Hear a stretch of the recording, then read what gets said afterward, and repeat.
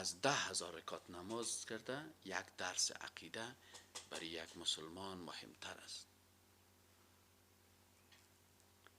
میری تا حج، از حج می مبتلا به شرک، کل پیسایش این دیگه صاحب عمل کرده میره شف دلیت شیطان میگه کلش. پارسال حج رفتم، امسال باز حج رفتم، به سال آینده پس حج میرم. اما در درس عقیده 5 دقیقه نمیشینه که بفهمه که چیست. از این خاطر بسیاری کسا من میشناسم اقا تاویزگر من دیوال دارم، صحیح نه؟ خودم یک وقت تاویز میدادم، صحیح نه؟ ما هم در شرک مبتلا بودیم، لیکن وقتی که عقیده را خواندیم توبه کردیم. اما کسای دیگه است که بیچاره بسیار با تقوا است، پایش هم در لب گور است. من برش میگم که او حاجی صاحب، او مولوی صاحب، او آقا صاحب، تا نشه که بموری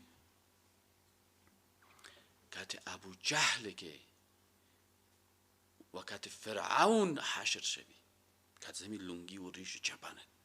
چرا وام دعوای ربوبیت میکرد، میگه انا ربکم الاعلی. از تو که فرعون خوبیش چی بود که حداقل فرعون کفر خدا میفهمید که من کافر است. رتبه فرعون از یا کرده یک رتبه بلند داره، او میفهمید که من کافر هستم، بعد در دوزخ میرم. یک استاد ما پروفسور عقیده بود، گفت از ما شما کرده، گفت فرعون دین بسیار خوب میفهمید. گفتم چی میگی استاد؟ گفت یعنی من براتون مثال میگم. برای فرعون یک کسی گفت امی بچه اندر از این موسی بچه خواندهش موسی علیه السلام، موسی را بچه خوانده بود نه؟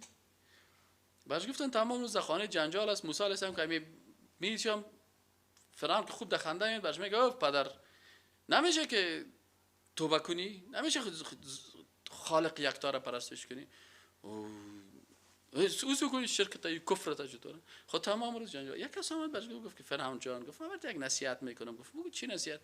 گفت همین گپ بچه خانده است، بیازده خانه است، یک جای هستین، خانم تام طرفدار از اوست، چون خانم فرعون هم مسلمان بود، موسی علیه السلام مسلمان بود، نه دو طرف چی بود؟ این حال صاحب گفت که بگم گپ موسی علیه السلام قبول کن، بگو یک لا اله الا الله. اگر ما بگویم که لا اله الا الله، سعی که فرعون چقدر علم داشت. گفت اگر ما بگویم که لا اله الا الله، باز ما به امراه ای غلاما و کنیزا مساوی میشم. باز من نمیتونم گفته که بگویم که انا ربکم الاعلی، موازی مساوی میشیم. فوراً کلمه را میفهمید که کلمه برای انسان چی چیزهایی را لازم میکنه. این فرعون میفهم.